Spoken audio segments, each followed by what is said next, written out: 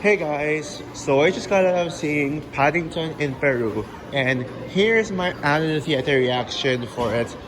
Now, we can all agree that Paddington in Peru is the weakest Paddington film. Okay, there it is right here, and Sonic the Hedgehog 3, awesome movie. I still love Sonic, by the way.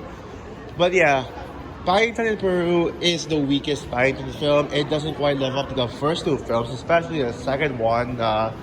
Yeah, I think there were already some red flags to this one, like the absence of Paul King as directing. Like you can clearly feel the difference when it comes to like directing style, and also yeah, sadly, yeah, I do wish that Rachel Zegler was actually in this film. I think this would have been the best Paddington film if Rachel Zegler was in. Like she was supposed to play Gina, the daughter of Antonio Banderas' character, Hunter, but yeah, and this movie does have flaws. Like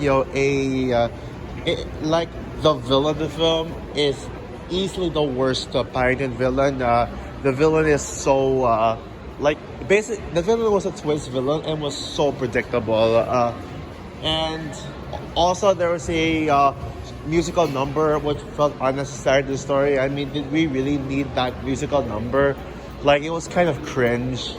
And also, like, it was noticeably the slowest Paddington film when it comes to pacing. Not that there were some really bad pacing issues. It's more of a nitpick, but it was the slow. Like, it did feel like the longest Paddington film. Like, as in, like, I actually did feel the runtime of it.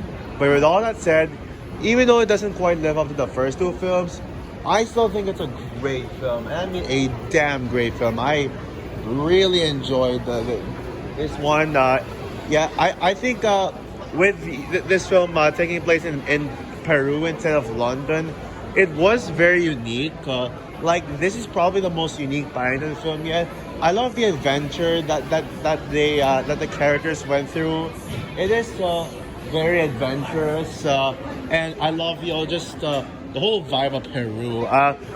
And yeah, this movie actually made me want to visit Peru. Like it was just a lot of fun seeing it. Like and yeah, and yeah, I think the characters are great too. Paddington is as great as always. Like I think all the characters, besides the villains and just all the characters here, like good characters. I actually prefer Emily Mortimer's like Mary Brown over Sally Hawkins. I can't believe I'm saying that, but I actually think she did a slightly better job at portraying this character than that one and the others. Then Sally Hawkins. Yeah, and yeah, the action is there. I will say though, one thing I feared about this film was that it was going to be way too lighthearted and was going to take away the slightly dark tone of the first two films.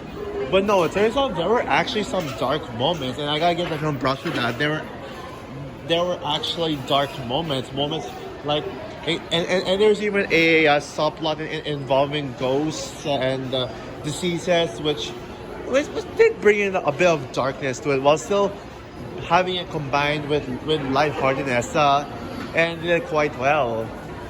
Oh, and also, by the way, that I gotta mention that Haley Atwell cameo.